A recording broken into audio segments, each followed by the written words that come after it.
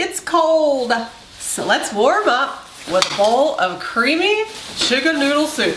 This recipe takes chicken noodle soup to an all new level. We're making creamy chicken noodle soup. It's the perfect recipe to warm you up. Hi, I'm Carrie with eatingonadime.com, and we're on a mission to help families eat well on a budget. Today's recipe does just that. It's easy, family friendly, and very nice on your wallet. You can find the full recipe linked in the description below with everything else you'll need. Our awesome slow cooker cookbook is linked in there, plus everything that we're using if you need anything cute and adorable for your kitchen right now. First, you need a half an onion, 2 whole carrots, and 2 little stalks of celery. First, we're gonna peel the carrots, but honestly, if you're feeling extra lazy, but here's a side note, because we've gotten some comments about how lazy is not being nice. We actually use the word lazy as a compliment, because we believe that if you do things the lazy way in the kitchen, it's actually the smart way. So much so that we actually have a club called the Lazy Day Cooking Club.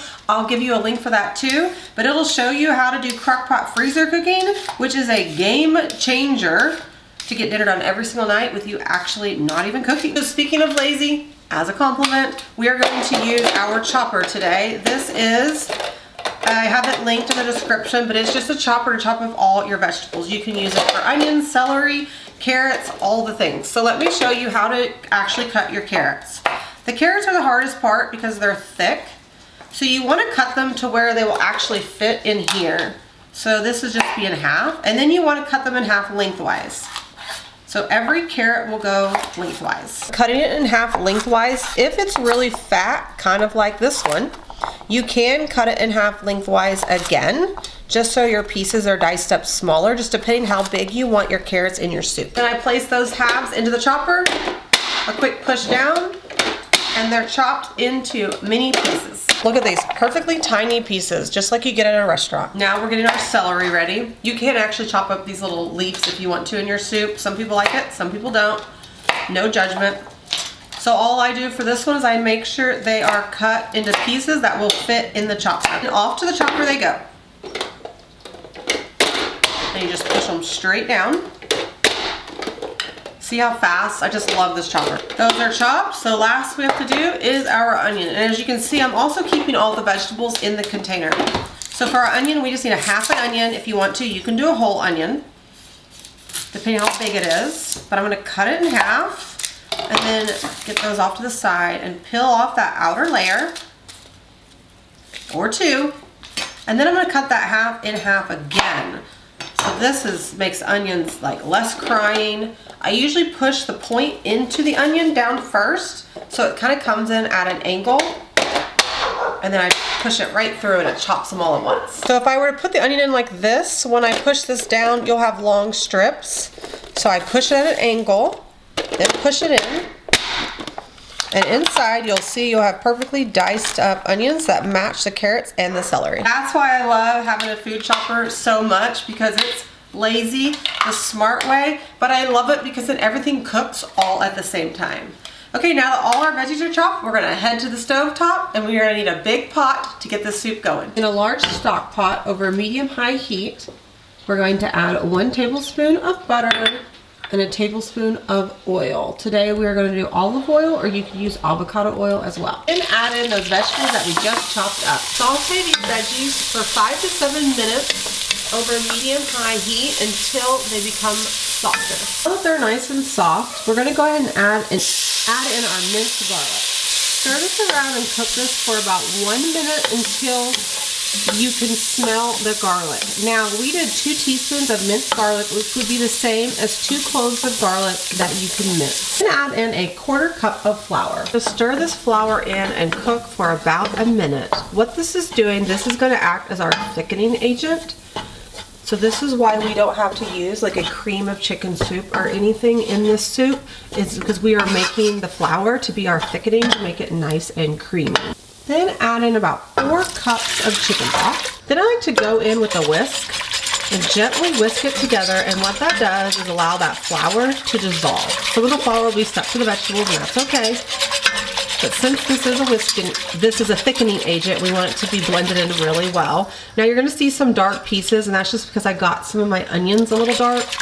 not a big deal though, it's still gonna taste delicious. Go ahead and add in the remaining 4 cups of chicken broth, which would equal about 2 cartons for this whole soup. If you wanna save money, you could swap out the second with 4 cups of water. Then add in about 3 to 4 chicken breasts, depending on how big they are. Now you could do chicken thighs would be delicious. You could also do bone in. And we're gonna place those in. Now if you're doing a bone in chicken, you will have to cook it a little bit longer. Now add in 2 bay leaves, and then a 1/4 teaspoon of thyme, 1/2 teaspoon of pepper, and a 1/2 teaspoon of salt. Mix this together, and then we're gonna bring this mixture to a boil.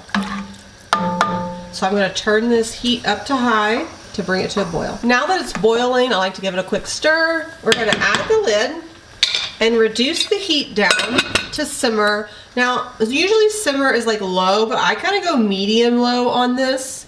We're gonna let this cook for about 20 to 30 minutes until that chicken is cooked through. It's been about 30 minutes. Mine took about 30 minutes of cooking until this chicken is falling apart. See how that just fell apart? I want it to be fork tender. So we're gonna remove all the chicken, and I'm going to put the heat back up a little bit.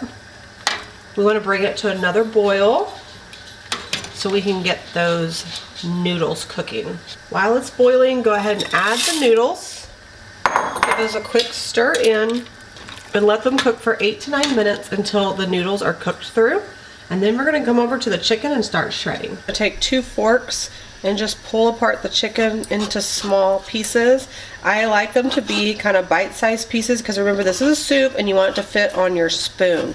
So if you end up with bigger, longer pieces, you can take your fork and just cut it into half to make them smaller to fit on that spoon. Once the chicken is shredded, go ahead and stir it back in while those noodles are cooking. Stir the chicken back in and let it keep cooking until those noodles are soft. Once those noodles are soft, we're gonna go ahead and remove the bay leaves. Here's one, and we're gonna get the other one. And I found the other one. And stir in 1 cup of heavy cream. Stir that heavy cream in and let it sit. I'm turning the heat off right now, and we just want that cream to heat through, and your yummy soup is ready. Now, the last thing you need to do is get stuff to serve it with. We did some delicious bread, and we're gonna do chop up some fresh parsley to sprinkle on top. Completely optional, but it just makes the cozy soup just even better, in my opinion. Let me know, would you serve it with some bread? Maybe even a grilled cheese? Whew, yum. Now we're just gonna scoop it up. It smells so good. It looks so good. It is so good. Little parsley. Crusty bread that we're gonna dip in there.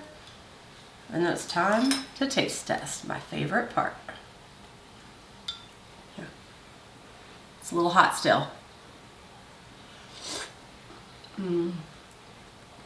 Oh, this is perfect. 10 out of 10, highly recommend. It's rich and it's creamy. 10 out of 10, highly recommend.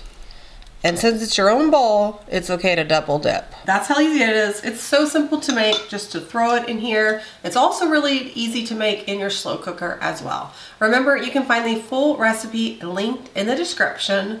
But what's really important is you can always go to eatingonadime.com and find family-friendly recipes that will not break the bank. Okay friends, I'm out of here. Don't forget to like and subscribe. I don't want you to miss any more of our family-friendly recipes.